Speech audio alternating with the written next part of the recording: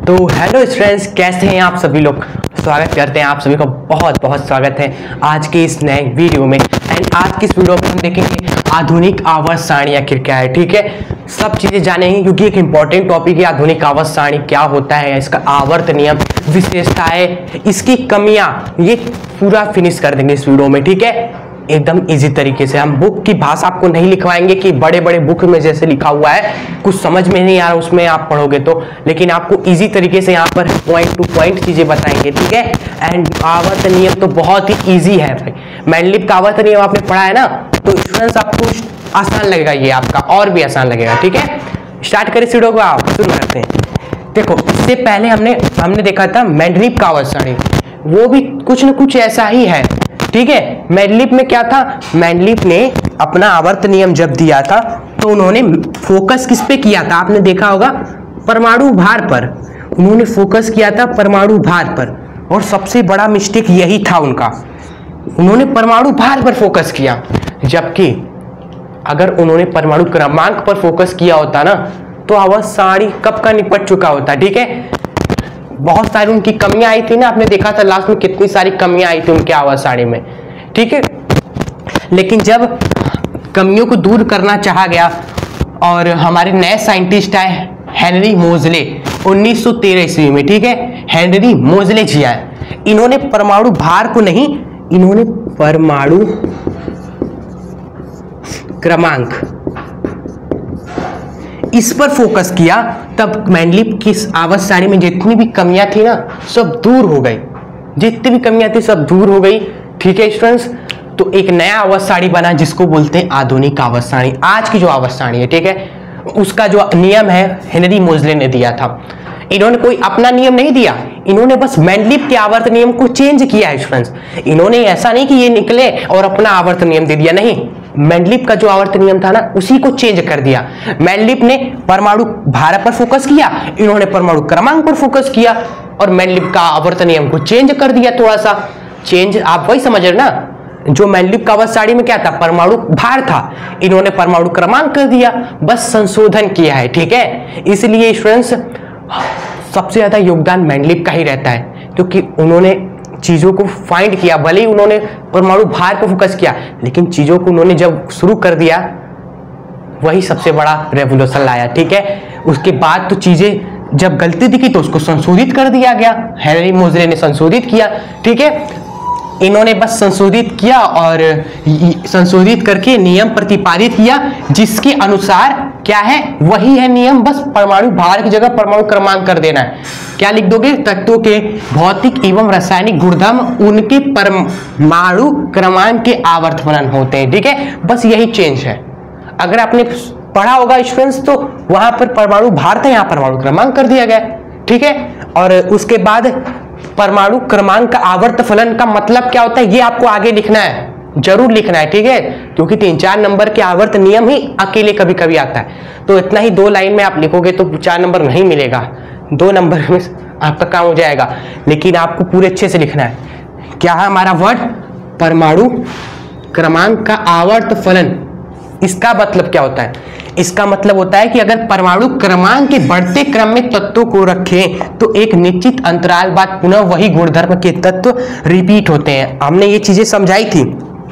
अगर मान लो हमारे पास काफी सारे तत्व हैं, काफी सारे तत्व हैं, ए है, बी है, सी है, डी है, ई है, एफ है, जी है, एच है। ठीक है, हमारे सारे तत्व है। ठीक है, हम देख रहे हैं कि ए है एक तत्व, 2 तत्व बाद एक तत्व आया डी, 2 तत्व बाद एक तत्व आया जी। ये तत्व अलग अलग है लेकिन इनके गुण समान है। गुण क्या है, समान है। ये भी अच्छा है, ये भी मान लो एक धातु है, ये भी मान लो एक धातु है। ठीक है, कुछ गुणधर्म समान है। और जब निश्चित समय अंतराल बाद ये तत्व आ रहे, 2 तत्व बाद, 2 तत्व बाद, और कब आ रहे, जब हमने परमाणु क्रमांक के बढ़ते क्रम में रखा है, परमाणु क्रमांक के बढ़ते क्रम में। इसका मतलब समझ रहे हो ना, ऐसे परमाणु क्रमांक के बढ़ते क्रम में। ए का परमाणु क्रमांक 1 है, मान लो इसका 2 है, इसका 3 है, इसका 4 है, इसका 5 है। परमाणु क्रमांक के बढ़ते हुए क्रम में हमने तत्वों को रखा है, तो निश्चित समय अंतराल बाद समान गुणधर्म के तत्व रिपीट होते हैं। यही मतलब होता है परमाणु क्रमांक का आवर्त फलन। ठीक है, इतना आसान था, ठीक है। तो आई होप आपको आवर्त नियम तो समझ में आ गया। अब इस आवर्त साड़ी की विशेषताएं आइए अच्छे से समझते हैं, ठीक है। देखना, आपको रटना नहीं पड़ेगा, बहुत आसान तरीके से आपको बताएंगे, ठीक है। एंड उसके बाद इसकी भी कुछ कमियां है भाई, जी हाँ, कोई भी 100% अच्छा नहीं होता, उसमें भी 1% कमी है तो है, ठीक है। हम भी इतने अच्छे से आपको बता रहे, हो सकता है आपकी नज़र में हम कुछ परसेंटेज कमियां हो, कमी तो सब में रहती है भाई, ठीक है। ऐसा नहीं कह सकते कि 100% कोई परफेक्ट है। आओ कमियां और भी जो आगे चीजें वो देख लेते हैं, ठीक है। तो स्टूडेंट्स आपके सामने विशेषताएं हमने लिखी हुई है, देखो इसमें से रटना नहीं है आपको कुछ भी, ये सब हमने आपको समझा दिया है, ठीक है। कुछ नहीं समझा है तो वो भी आपको बता देंगे, आप प्लीज़ समझिएगा, ठीक है। जैसे देखो पहला विशेषता जो है, पहला जो गुण है, मेंडलीव की आवर्त सारणी में परमाणु भार को आधार माना गया था, जबकि आधुनिक आवर्त सारणी में परमाणु क्रमांक को आधार माना गया था। ये चीज़ें हमने आपको स्टार्टिंग में नहीं बताई कि मेंडलीव ने परमाणु भार को आधार माना, लेकिन इस वाले में क्या है, आधुनिक आवर्त सारणी में परमाणु क्रमांक को आधार माना गया है। पहली विशेषता यही है स्टूडेंट्स, ठीक है, जो आपको हमने सबसे पहले समझाया। तो ये तो आपको याद करना ना रहा, ये तो याद नहीं करना है, ठीक है। इजी है ना ये पहला वाला पॉइंट। हाँ, अब आप सेकेंड, घबराना बिल्कुल ही नहीं है, कितने भी कमज़ोर हो आप सभी, एकदम आसान, जो भी एकदम इजी हम जितना उसके हम आपको बनाकर चीज़ें बताते हैं, ठीक है। अगर वो भी आपको नहीं दिक्कत है तो अब हम कुछ नहीं कर सकते फिर, ठीक है। देखिए दूसरा पॉइंट देखिए, दूसरा पॉइंट कि इसमें 7 पंक्तियाँ, 7 रो और 18 समूह कॉलम्स है, ठीक है। देखो इस वाले आवर्त सारणी में आपको याद करना पड़ेगा, या फिर आप बुक खोलो उसमें आवर्त सारणी बना होगा, या चलो हम यहाँ पर एक इमेज लगा देते हैं। इस इमेज में आप देखिए, इस इमेज में आप पाएंगे कि 1 2 3 4 5 6 7 क्या है, पंक्तियाँ हैं, जो हॉरिजॉन्टल्स में है ना, ये पंक्तियाँ हैं 7, ठीक है, जिसको रो भी बोलते हो आप सभी, 7 रोज है। और आप वर्टिकल्स में देखोगे समूह कितने हैं, 1 2 3 4 5 6 7 8, टोटल 18 समूह है, काउंट करोगे तो याद रखना 7 रो है और 18 पंक्तियां है हमारी आधुनिक आवर्त सारणी में, ठीक है। तो ये सेकेंड पॉइंट हमने लिखा है।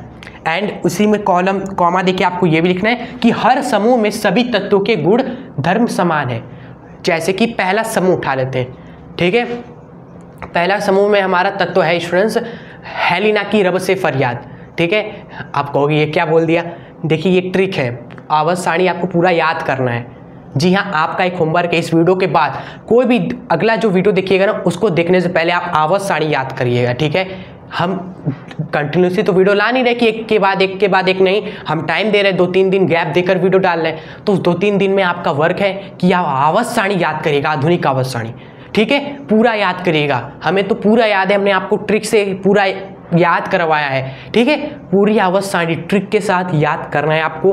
अगर आप सर्च भी कर सकते हो वीडियो हमारी, या फिर आपको डिस्क्रिप्शन बॉक्स में आवर्त सारणी ट्रिक से याद करने हमने आपको सिखाया है, नीचे डिस्क्रिप्शन बॉक्स में जाइएगा, वीडियो आपको मिल जाएगा। इसको देखने के बाद आपका मन हो कल परसों, लेकिन देख के याद करके ही दूसरा इसके बाद वाला वीडियो देखिएगा, ठीक है। तो पहला जो वर्ग समूह है उसका ट्रिक है हेलिना की रब से फरियाद, हेलिना की रब से फरियाद। तो कौन कौन से तत्व है, hydrogen, lithium, sodium, potassium, rubidium, ठीक है, ये सारे तत्व हैं। तो पहले समूह में जो भी तत्व है, हाइड्रोजन, लिथियम, सोडियम, पोटेशियम, इन सभी के गुणधर्म क्या है, समान है।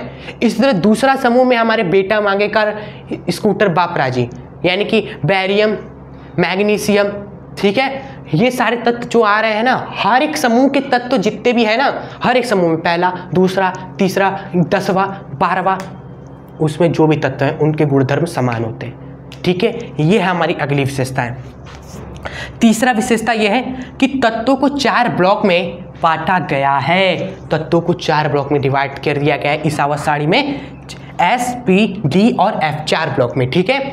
चलो उसके बाद लिखा है हमने, जिसमें धातुओं को बाएं ओर और अधातुओं को दाएं ओर रखा गया है, जिससे अध्ययन में सुविधा मिलती है। ये हमारा एक इंपॉर्टेंट पॉइंट है, ठीक है, ये एक इंपॉर्टेंट पॉइंट है, इसको मत भूलिएगा, ठीक है।